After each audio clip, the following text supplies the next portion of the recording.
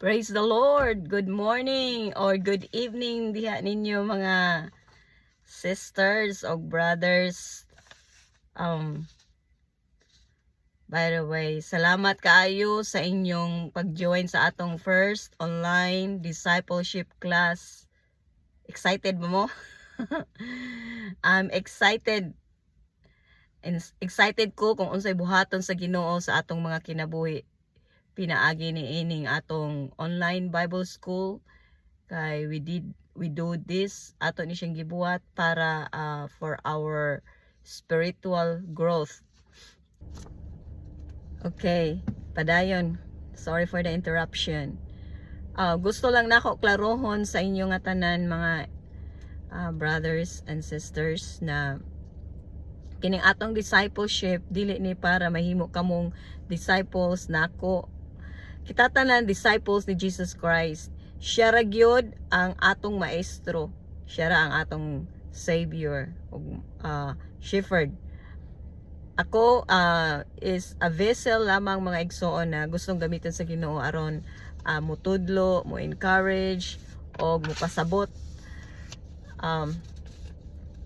Maglakaw ta uban sa atong spiritual journey karon mga igsoon magsugod. This is our first online discipleship program. Ang goal ani nga discipleship dili aron mosunod ta sa tao, kung dili aron mas makaila og mas maduol ta kang Ginoong Hesukristo. Kini mga igsoon mga bersikulo nga akong gi kuan sa inyo ihatag karon, wala ni siya nako kanang basta-basta lang gikuha sa asa, kung dili gihatag ni sa Ginoo sa ako nga bersikulo while I was praying. Gihatag ni niya sa ako pagbasa nako og na feel nako mga igsoon nga nindot ni siya nga ako i-include kay it's very related. This is sa book of Lucas chapter 10 verse 1 and 2. Nagaingon si Jesus, "The harvest truly is great, but the laborers are few." So daghan kaayo ang mga tao nga nanginahanglan og paglaom, gugma, kamatuoran og direksyon sa ilang mga kinabuhi. Daghan pa ang mga tao na wala makaila pag-ayo sa atong Ginoong Hesukristo. Mao nang nagaingon si Ginoong Hesus nga daghan ang ani pero diutay ang mamumuo. So that means nagapangita ang Ginoo og mga mamumuo or laborers mga igsoon. Dili lang kay pastors, dili lang kay missionaries, dili lang kay preachers. Apil usab ang mga young people kagaya nato. Kagaya ninyo, di naman ko young people. Kagaya ninyo nga willing mo ingon, "Lord, use me." Usay abi nato mga igsoon nga ordinaryo lang ta. Pero ang Ginoo makahimo man paggamit sa mga tao nga ordinaryo mga igsoon as long as you are available, you give yourself available. But before God can use us, kinahanglan una taniyang tudluan. So kinahanglan una taniyang tudluan kay before ta mahimong mag-guide sa uban, kinahanglan kita mismo willing magpatudlo mga igsoon. So before ta maka-share sa word of God, kinahanglan kita mismo nagagrow sa atong relasyon sa Ginoo. Dili lang kay knowledge ang kinahanglan nato, kinahanglan pod nato na naatay relasyon sa atong Dios. Ang atong first teacher gyud mao ang Holy Ghost. Siya ang mutudlo nato, siya ang mo-guide, siya ang mo-correct nato og mohatag nato og wisdom. So kung halimbawa mutudlo gani ko ninyo mga igsoon na wala sa Biblia, ayaw na siya pag tuohoy mga igsoon. Mao nang ako bilang ako before ako maghimo og akong isulti sa inyo ang mga igsoon, I really need to be prayed up. I need to be aligned in the Spirit of God. Kay dili basta-basta magtudlo. Mao ganing ingon ni Santiago kining atong baba kuan dili tanan mahimong magtutudlo. So mao nang importante ang prayer, importante ang reading the Bible, importante ang personal relationship with God. So kining akong isulti sa inyo mga igsoon kanang murag dili ni siya organized, pero I just talk as a, personal ninyo nga sister. Ako po nabasa sa Lucas Kapitulo 10:3, nag-iingon si Jesus, I sent you forth as lambs among wolves. I think kanang unsa man ni sa Bisaya ang lambs murag usab. Anyway, ipakita na ko ang picture sa inyo dire para maka-illustrate, para makuan ganinyo ba ma-illustrate ninyo kung unsa akong buot pasabot. Ingon sa Lucas 10:3 nagingon si Jesus, I send you forth as lambs among wolves. Meaning dili pirmi dali ang pag-alagad sa Ginoo. Tanawa ning picture diri mga igsoon. Usahay na ay discouragement. Okay? Na ay temptation. Temptation, daghan kay mga temptation ng mga makita nato nga gusto ta natong buhaton kay ana, pero dili day gusto ang Ginoo ana. Na ay mga distractions, daghan na kay karong mga distractions mga igsoon. Mao ning akong gi-turn off, akong gi-delete ang akong Facebook apps sa akong phone. Naapa ko'y Messenger pero akong app wala. Akong gi-delete para dili ko ma-distract. Makabuhat ko mas sama niini, magimog video, mag-communicate ninyo. Okay. And then usahay na ay mga wrong influences, na ay mga friends kita nga nag-influence sa ato nga dili maayo. O usahay na ay mga tao nga dili makasabot nato. So daghan kayong mga discouragement. Pero bisan ana gisend gihapon ta sa Ginoo. Do you know why? Because dili nato kinibuhaton, pinaagi lang sa atong strength. Gisend kita niya, but of course He is with us. God will help us. Ang lamb weak kung siya rang usa. Tanawa na sa picture. Pero kung kuyog niya ang shepherd, safe siya. Og si Jesus mao ang atong shepherd, siya ang atong pastor spiritually. Busa bisan usahay mahadlok ta, natural na, pero dili ta nag-inusara mga igsoon. I will tell you, you are not alone. Ang Ginoo nagauban kanato. So don't be, another also sa Luke chapter 3 nga don't be distracted. Sa Luke, si Jesus nagtudlo usab nga dili sila dapat ma-distract sa ilang mission. Kita dapat kung naagyatag ang Ginoo nga mission sa tuwa, dili ta magpa-distract. Ang point, dili kay mahimo kadiba naa didto nga kung sa bersikulo nga atong gibasa sa chapter 10 na ayaw ko no kamo pagsaludo sa mga tao. Ako lang na siya ikwandire ang verse, ipakita ang verse. Ang point, dili kay mahimong rude ta or way batasan sa uban. Ang pasabot, ayaw pa distract sa kuling nga gihatag sa Ginoo. Daghan kay distraction sa kalibutan. Pressure. Kanang daw, pugson ka sa imong mga nakita, sa imong mga amiga nga buhaton na, kay daghan sila, nya ikaw ray wala, nagbuhat ana. So, peer pressure. And then fear, yung hadlok ka for tomorrow, unsay kaunon or unsay may tabo nimo. Those are distraction that instead na mo focus ka, malipay ka sa pag-alagad sa Ginoo, nagkaroon kag distraction. Entertainment, I will not emphasize that, but this is very ang mga rason ni siya sa mga distraction is entertainment karon.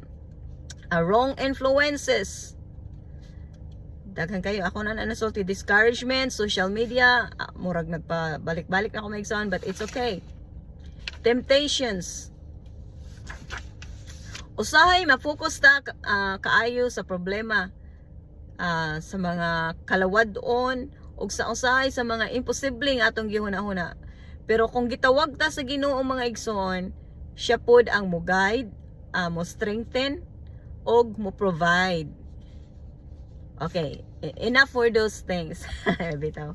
Karon now, we call this an online discipleship. What is disciple? Okay? A disciple is someone who is willing to learn, to grow, and to obey Jesus.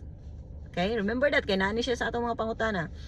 Dili kay nahanglan nga perfect wala siya gikuan nga, oh, nangita kong perfect nga tao nga mahimo kong disciple. No, that's not the mindset of Jesus Christ. The mindset of the Lord is to help us learn, grow, follow Him, and obey Him. Dili kinahanglan nga daghan na og knowledge ang gipangita sa Ginoo katong willing nga magpatudlo. Ang disciple sa Biblia, mga ordinaryong tao, mga igsoon, sila, mga fishermen sila, mga tax collectors, mga ordinaryong people, mga common people. Pero ilang gi-follow si Ginoong Hesus o gigamit pud sila sa Ginoo. Sa Lucas chapter 9 verse 1 nagaingon, then he called his 12 disciples together and gave them power and authority. Kung maglakaw ta uban sa Ginoo, dili lang kay knowledge ang iyang ihatag according to ana nga Biblia nga atong gibasa. He gave them power and authority. Hatagan pud ta niya ana mga igsoon kung musunod ta niya. Tagaan ta niya spiritual strength. May buong na lang ka nga kanindot pa di ay aning mga lagad sa Ginoo. Kanindot pa di aning tagaan kag kusog sa Ginoo kana, tagaan ka nag joy. Tagaan ka niya wisdom, tagaan ka niya boldness, mawala nang imong kaulaw, you love to share the word of God, you feel authority pinaagi sa Holy Ghost. Tagaan ka niya authority. Gihatag niya kini dili para motaas ang imong pride, but dili also para ipataas ang imong kaugalingon nga well known na ka, ganon, or kaybaw ng mga tao nimo.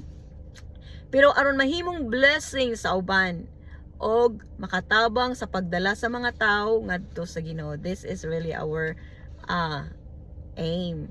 This is really the aim of the Lord Jesus Christ, is we can be a vessels nga magamit sa Ginoo to win souls. Another nga versikulo kung ato na siyang studyan, si Jesus nagtudlo usab nga kung adunay dili mo dawat. I know we are already moving ahead mga igsoon. Pero sa atong pag-share sa pulong sa Ginoo, kung naay mga dili mo dawat or dili maminaw, shake off the dust og padayon lang. So meaning ayaw ka discourage dayon. Ang uban mohunong man dayon kung naay mga tawo nga dili maminaw sa ilaha, naay nagdisrespect sa ilaha. Ayaw paghunong, ayaw pagka-discourage, ayaw pag-undang tungod sa rejection, og ayaw og give up dayon. Padayon lang og serve sa Ginoo faithfully. Kay dili kita ang mag-ilis sa heart sa tao. Ang Ginoo ra gyud. Ang ato lang kay mag-share ta, mag-love ta nila, mag-pray, and obey sa atong Ginoo. Then God will do the rest. So, maybe karon mga igsoon is, hapit na ang time, padung na ko sa work ba yan. Maybe karon naga-start pa lang mo. Maybe, maybe you can feel nervous. You will say, kaya ba ka ni nako Atinelia? Kaya na nimo mga igsoon, one step at a time. And, with your prayer, with our prayer, and then, of course, with the Holy Ghost. Maybe, feeling nimo, dili man ko qualified ana, drummer man ko siguro, guitarist ra siguro ko. Pero remember, Jesus does not call only the qualified. You might think you're not qualified. Kay babae ko, sa lalaki ra na.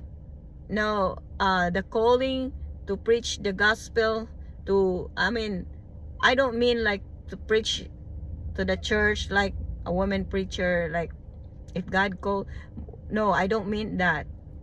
I mean na kanang God can use women, ladies, everyone to share the gospel. Okay? But I will teach you more about that. Pero remember, if you feel like you're not qualified, God can qualify those He calls. Wala imposible sa Ginoo. He can qualify you. Ang importante lang, you have a willing heart. Okay, by the way, this is our theme song. Make me a willing vessel. Practice that song mga igsoon.